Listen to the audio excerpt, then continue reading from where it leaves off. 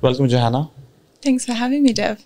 And before we go into specific questions, I would like you to talk about your background, your brief experience, and your learning and belief systems have changed across life. I think the best way to sum up my background is that when I was younger, I was very ambitious. I was in uni and I thought I knew what my career path would be. I'd go into the private sector, do lots of crazy things, good things, big things. And then my life took a different pathway. I fell into the disability sector. I left the sector briefly, and that's when I realised that I'd also fallen in love with the sector.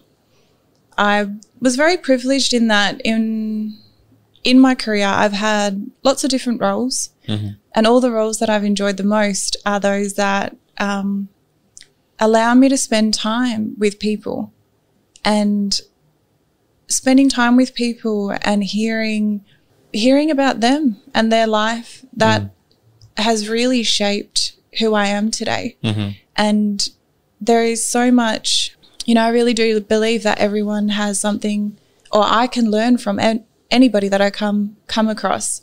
And I think in terms of shaping my career, shaping the way that I view the world these days, working in this sector has profoundly impacted who I am, how I see the world, and the things that I'm passionate about. Like I said, I didn't realise that I'd fallen in love with the sector until I left. And then I came back, and I was only going to be back for, 3 months, and turned into 8 years. And just the thing that resonates with me the most is really strong understanding that people are people.